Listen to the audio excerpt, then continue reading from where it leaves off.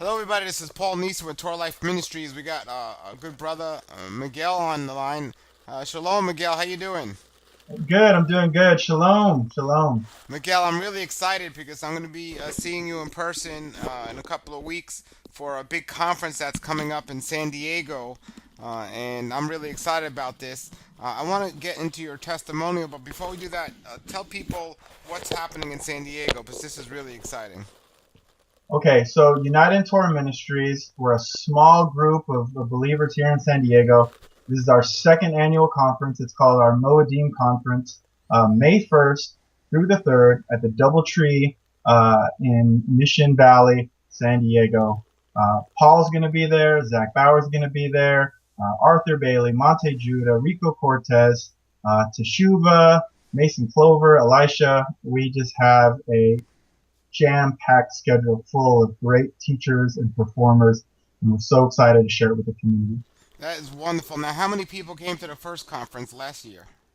So the first conference last year, we had approximately 150 to 200 people. It was an absolutely free event. Me and pretty much our small group of about 20 people paid for the entire thing. Wonderful. And this year we have a lot of people. It's just growing really fast, and I'm really excited to be part of the event.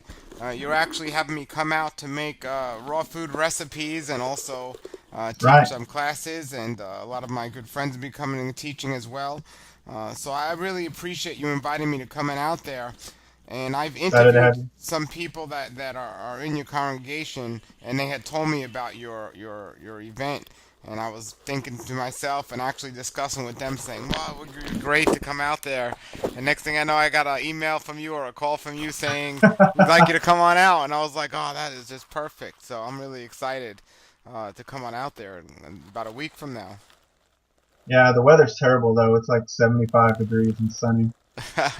Now, this isn't just an event for local people. Anyone in the country can come to this event. Uh, Oh, absolutely. yeah, give us your website so people can see that website if they're interested. Yeah, we're at unitedintorah.com, right? That website takes you directly to the conference link. And at the conference link, you can purchase tickets through Eventbrite, or you can just go to our Facebook page, United in Torah Ministries. Now, the conference is quite interesting because you're not affiliated with any type of Messianic or Hebrew roots group. It's just this Yeah, congregation that wants to get speakers in and to do this event. So I think that's really cool what you're doing.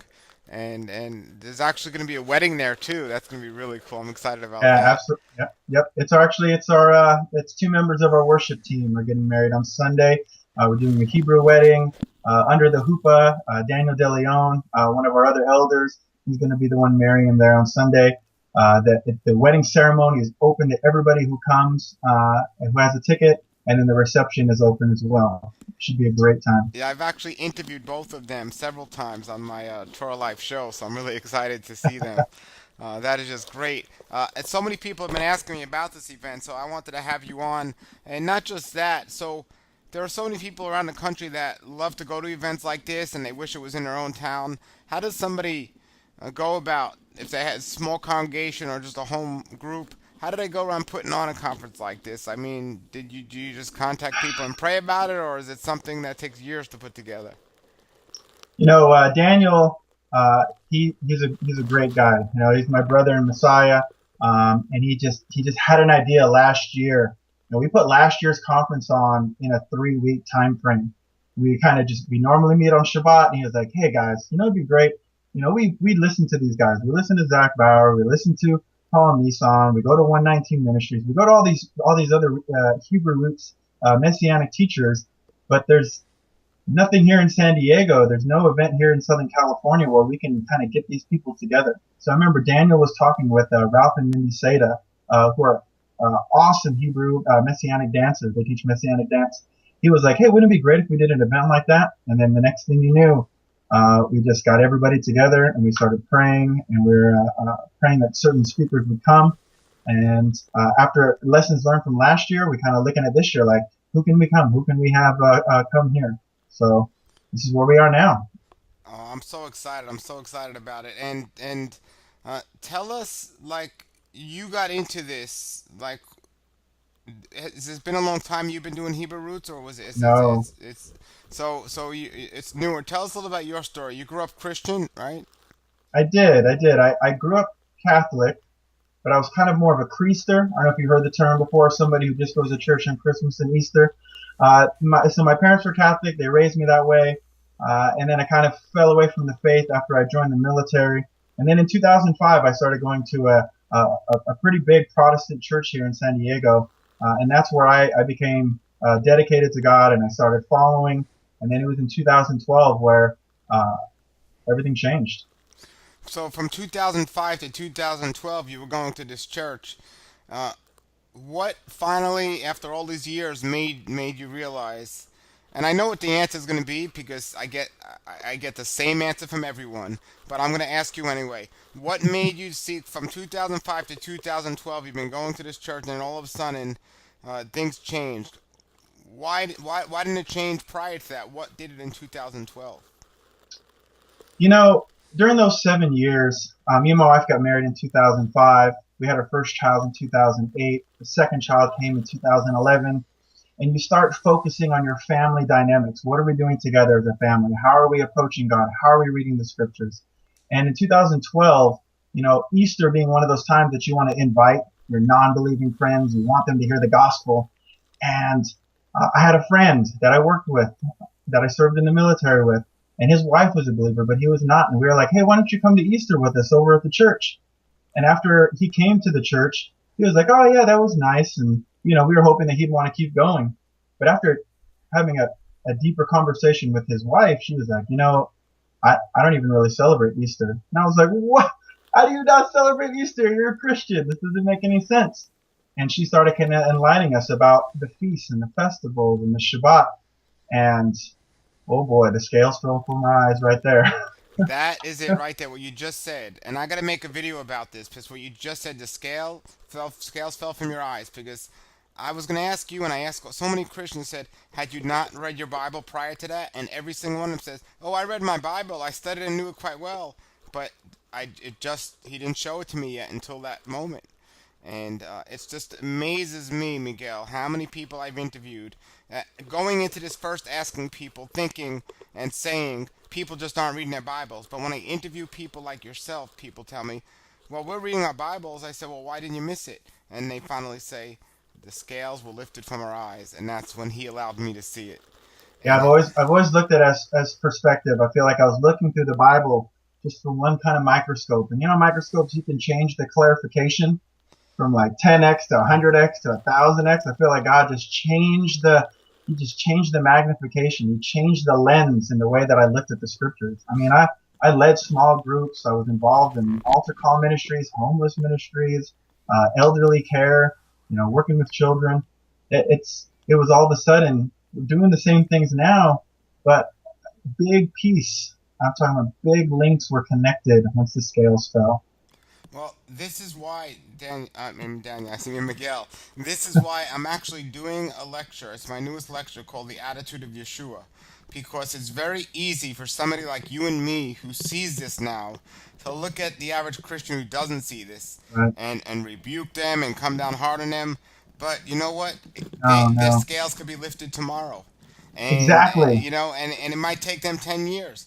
But it's just the attitude of Yeshua is not to give up on somebody and to show them and live it out, but not to just it's not this way. It's like in the Bible, the guy that says, well, I gave you this break on the money, and then you're going to go to somebody else and ask them for the money they owe you.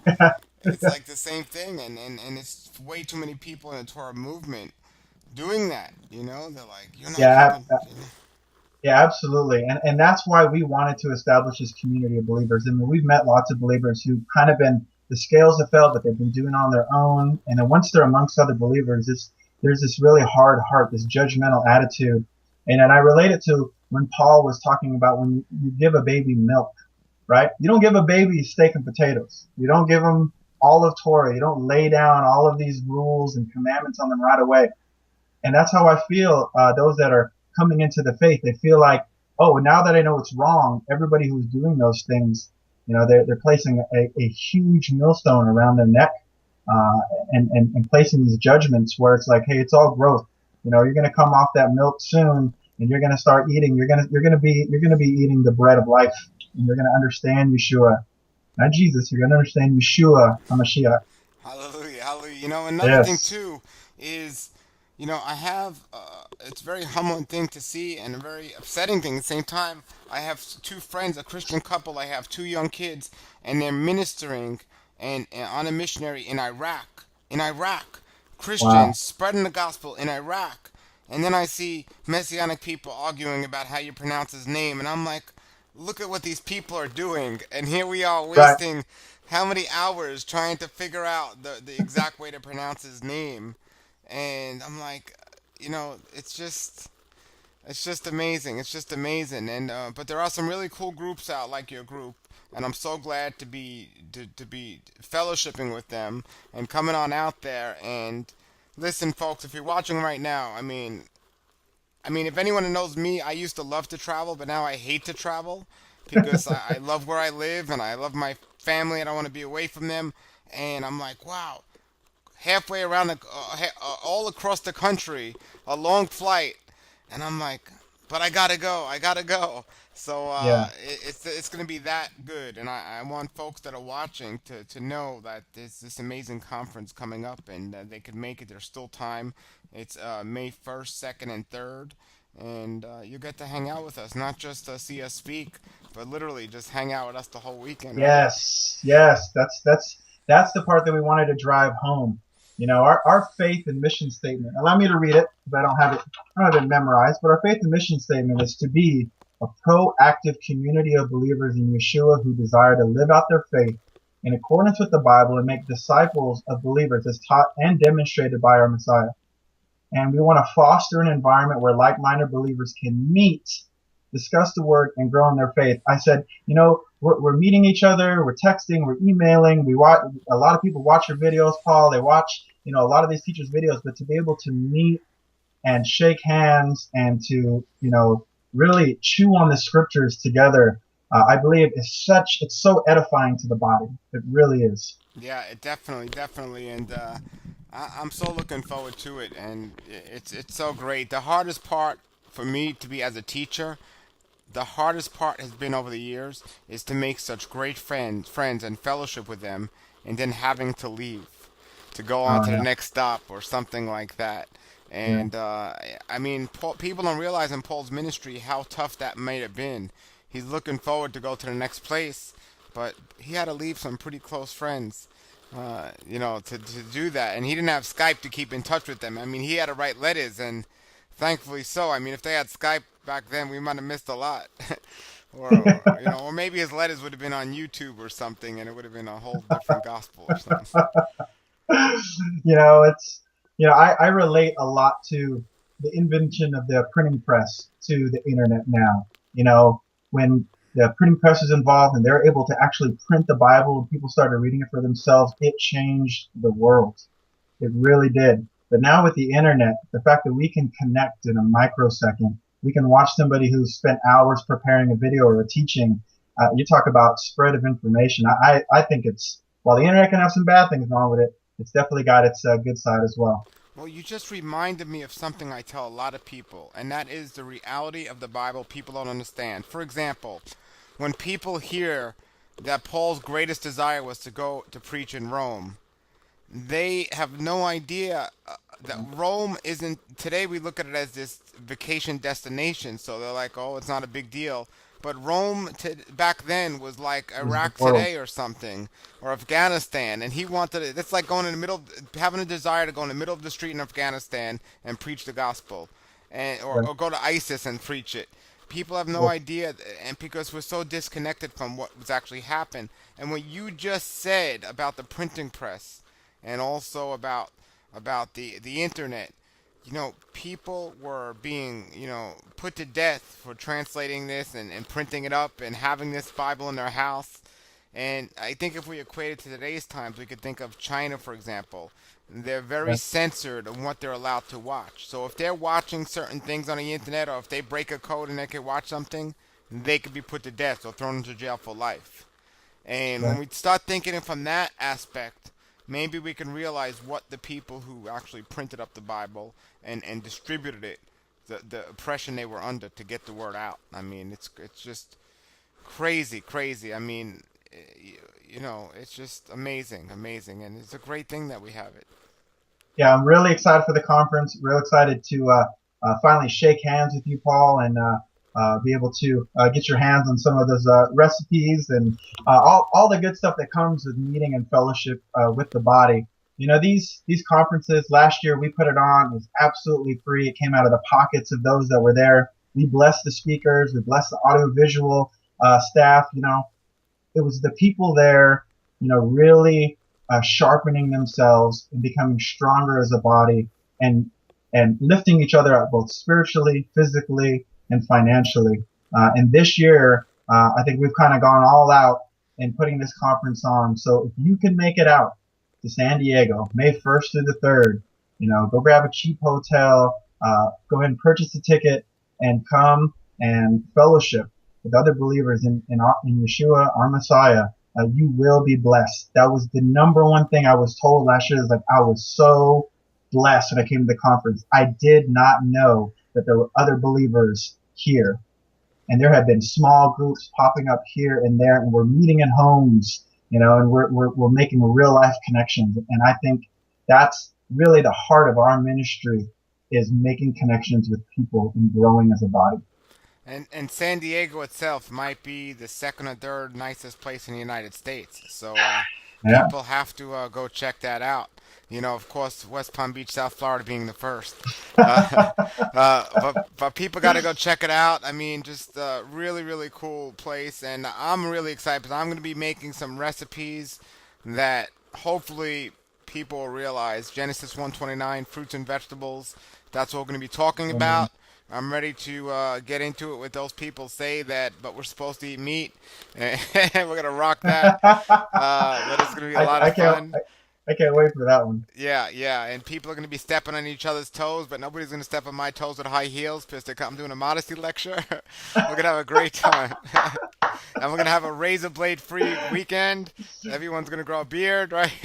Yeah, I wish. I got 4 more years in the military, and then after that, this thing is coming out. Oh, really? That's I interesting. do. I met a guy and we became good friends. I don't know if you know them, the Rosses. They're on Facebook, Greg and Stephanie Ross. And anyway, he was stationed, he was in the army, and they were into Torah, and they were stationed in the Azores. And I actually went out there to visit them. And he was in the army, so he was nice and clean shaven. And he finally retired from the army. And the first thing he did was let his beard grow. I'm telling you, that's the first thing. I hate shaving. It's the thing I do every day that I wish I didn't have to do. The military relaxed. It started allowing religious exemptions in the law, and I was like, why couldn't God just command that we grow a beard? Because if I could just have so that He commanded that we have to have a beard, I can try to get somebody to sign off on Well, why not? Why not tell him you converted to Judaism and that. you know? Yeah. But there is Hey, actually a command in the Bible that says don't destroy the beard. yeah, not to destroy it, right? But So it's what's not the army gonna that. say? You can't destroy what's not there? I bet you the biggest issue. I'm in the Navy, and that it's gas mask. I have friends who are in the Merchant Marines, and they're allowed to grow beards, but if they can't tuck all that beard into a gas mask, in the event of like a CBR attack or something, then the beard doesn't no good, or the gas mask doesn't no good. Yeah, yeah. So nobody on that whole ship, not one man on your whole Navy ship has a beard. Nope, not officially. Now, when we deploy for 6 to 9 months at a time, hey, we might relax a couple standards out at sea where nobody's going to see us. But until then, we try to come out clean shaven. So otherwise it's like Egypt on a ship, huh? That's all right. Oh, Hey, that's what I tell people though. We're in certain situations, yeah, we don't make an idol out of anything, and yeah, we gotta absolutely. be a good representative. We can't be going AWOL because we can't grow a beard or something. Right. Even though some of us want to do that, we gotta be wise. But I have been blessed, Paul. Since 2012, I have not had to work on a Shabbat. I have not had duty. I've not had to, be gone from my family a long period of time. So I praise God for that. Baruch Hashem, that even in the military, which has the most ridiculous schedules sometimes, I've not had to work on Shabbat. Wow. And I just pray that God would sustain that in my career. That is, oh, praise Yah. That's great. And you know what? I look at another example. Like you look at Daniel. Daniel was put in a position where he shaved. Right. Joseph actually shaved so much his brothers didn't even recognize him. So Yah puts us in these positions, and these were certainly blessed men of Yahweh, and they did what they were called to do. And hey, I don't care if the guy has a beard or not. You're protecting our country, and I think that's an Right. important, amazing thing, and people don't realize that. So that's great, and so that's great that you haven't been having to work on the Shabbat.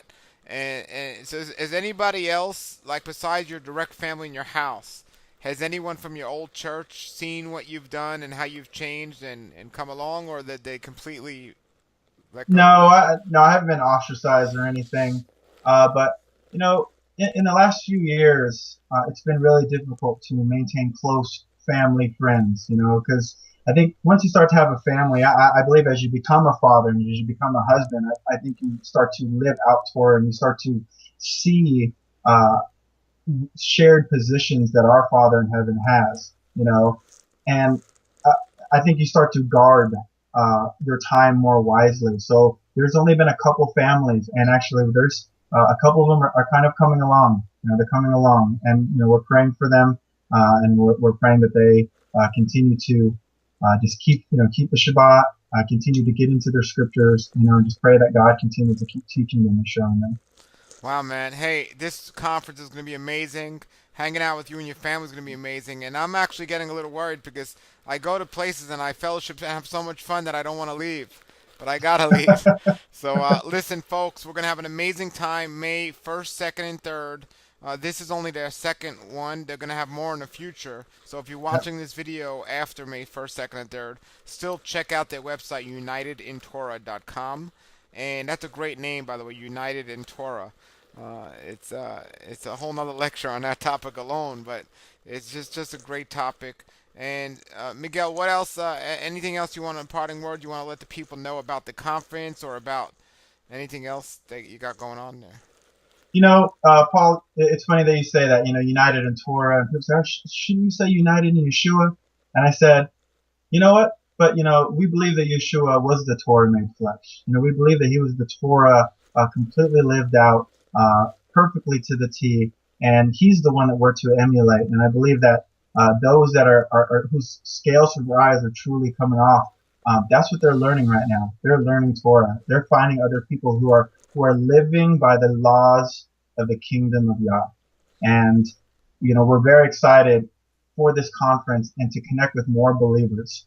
We're praying that more people are wanting to start having people meet in their homes, and that there would be times like this. We call it Moedim, right? Hebrew for the appointed times, right? We always said we had this conference last year right before Pesach, and this year we're having it, just a couple weeks after Pesach. So we're right in the middle of the appointed times, and we believe that it's God's appointed times. It's during His timing that He he comes and his glory is truly revealed, and that he works his promises, his wonders, his spirit thrives during these appointed times that he set before us. And we're just so blessed that everybody come. We pray everybody would come. We pray that we would get in trouble for having too many people there. But as it stands right now, we have about 200 people coming to the conference, including children. We have room for more. So come over to unitedintorah.com. Click on the link that leads you to Eventbrite. Go ahead and purchase a ticket. You purchase 1 day, you get all 3 days. Like I said, Rico Cortez, Paul's going to be there, Zach Bauer, Arthur Bailey, Monte Judah, Teshuva, Mason Clover, Rod Woodruff from Moy Israel. We have so many people coming, and they are very excited to teach and to fellowship with you. So That's we really look forward to it. that's great. Now, speaking of children, if people have children, is it that you have children's ministry or room going on so people can come to the lectures? What's going on with that? Yep, yes, we do. We will always have a children's room slash family room available. So families who want to chill out, they can go there with their kids. In our main gallery, our main hall, we're gonna have a spot in the back where families who don't want to necessarily leave the main hall. It's huge. It's a big hall where all of our keynote speakers will be in. So parents can hang out there in the back. In the same room as our family room, we have volunteers, mothers and teachers, volunteers that are willing to, you know, teach the Bible to your children and do arts and do crafts with them in a safe environment. We'll have staff on hand to answer questions and to make sure that everybody has a great time. Well, I'm telling you right now, when I do my lectures and my food demos, I want as many kids there as possible. I want them to be as loud and interruptive as possible. So Perfect. put me in kids' room because I don't care if they're 1 years old or 10 years old. I put them in there. Put them in there. All right, I'm gonna Yeah. remember that. Day one, Friday night, 7 p.m. The conference kicks off. I'm gonna say, "Hey, Paul Nison's here. Bring your kids. He's making smoothies for them all." Yeah, instead of having like a pizza night, have a smoothie night or something. That's right. Have a smoothie night. Yeah, very good, man. Well, I'm really excited, everybody. Check it out and unitedintorah.com. And I pray to see people out there in San Diego, and they got some of the best fruits in the United States. So we're gonna have them there, and we might just sneak out and go to a local farmers market. And if you're with me, maybe we can take a lunch break to a local market or something. So come on out, everybody, and check us out. And Miguel, thank you so much for taking the time to join Thank us. you, Paul. Thank Okay, you. All right, shalom, everybody. okay.